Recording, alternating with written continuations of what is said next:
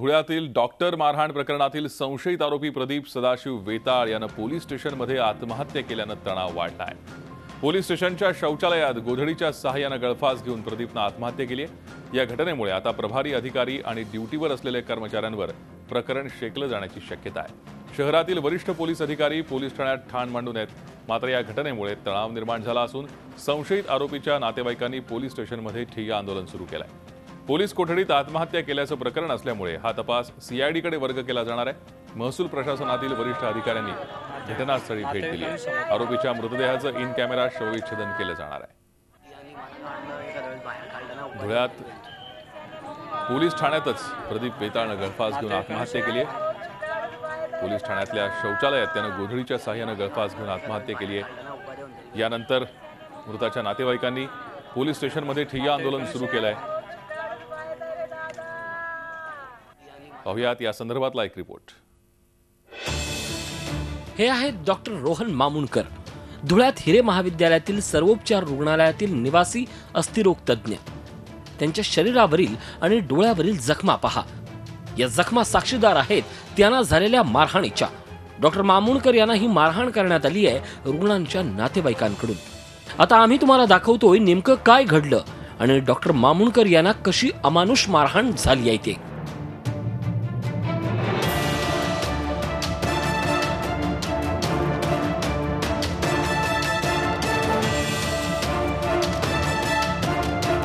सर्वोपचार रुग्णालयाच्या सीसीटीव्ही कॅमेऱ्यातील मारहाणीची दृश्य कुणाच्याही अंगावर काटा आणतील। एका डॉक्टरला 20 ते 25 जणांच्या जमावानं लाथाबुक्क्यांनी मारहाण केली। साक्री मार्गावर 20 वर्षीय शत्रुघ्न लष्कर या तरुणाचा रात्री अपघात झाला होता। त्याच्या डोक्याला मार लागला। त्यावेळी अपघातातील जखमीला सर्वोपचार रुग्णालयात दाखल करण्यात आलं। त्यावेळी डॉक्टर मामुनकरांनी या रुग्णाला न्यूरोसर्जनची आवश्यकता असल्याचं सांगितलं। मात्र रुग्णालयात न्यूरोसर्जन नसल्यानं संतप्त रुग्णाच्या नातेवाईकांनी डॉक्टर मामुनकर यांच्याशी बाचाबाची करत त्यांना लाथाबुक्क्यांनी अशा प्रकारे मारहाण करण्यास सुरुवात केली।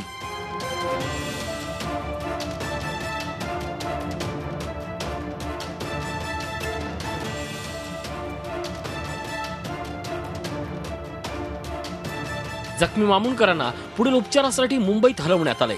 या हल्ल्यानंतर संपूर्ण वैद्यकीय क्षेत्र हादरलंय। सर्व स्तरातून या घटनेचा निषेध करण्यात येतोय। भयभीत वातावरण आहे आणि ड्युटीला कोणी जायलाच तयार नाही जोपर्यंत सगळ्या गोष्टी आमच्या ज्या मागण्या आहेत त्या पूर्ण होत नाही तोपर्यंत। सगळ्यात महत्त्वाचं सिक्युरिटी आम्हाला पाहिजेच। ज्या लोकांनी मारहाण केली त्या लोकांना अटक व्हायलाच पाहिजे। 25 जणांच्या मॉबने अतिशय गंभीररित्या मारहाण केलेली आहे आणि इतकी गंभीर मारहाण केलेली आहे की एखाद्याचा जीव सुद्धा जाऊ शकतो एवढं सिव्हिअर त्यांनी मारहाण केलेली आहे। तरी आमची मागणी आहे की त्यांचा लवकरात लवकर अटक होऊन पुढील कारवाई करण्यात यावी। तसंच आम्ही इथं निवासी अधिकारी 24/7 कार्यरत असतो, अपघात विभागामध्ये असो किंवा वॉर्डमध्ये असो।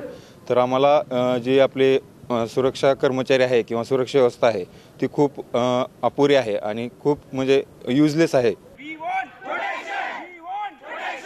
धुळ्यात डॉक्टरांनी काम बंद आंदोलन पुकारलंय। याचा रुग्णांना फटका बसतोय।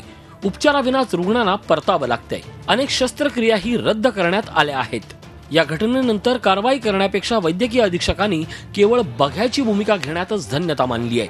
रुग्णालय प्रशासनानं तर हल्ल्याबाबत केवळ चर्चेचं गुऱ्हाळ सुरू ठेवलंय। डॉक्टर अरुण कुमार नागे यांच्या फिर्यादीवरनं पोलीस स्टेशन धुळे शहर येथे कलम 353, 332, 307 दंग्याची कलम व महाराष्ट्र वैद्यकीय हिंसक प्रतिबंधक कायदा कलम 3 व 4, बॉम्बे पोलीस कायदा 37(1)(3) 135 प्रमाणे गुन्हा नोंद करण्यात आलेला आहे।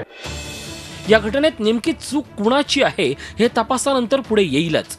मात्र तणावाखाली असलेल्या रुग्णांच्या नातेवाईकांनीही अशा प्रकारे डॉक्टरांना अमानुष मारहाण करणं कितपत योग्य आहे? हे म्हणजे एक प्रकारे जीव वाचवण्यासाठी दुसरा जीव घेणं असाच प्रकार म्हणावा लागेल। प्रशांत परदेशी, झी मीडिया, धुळे। झी 24 तास रहा एक पाऊल पुढे।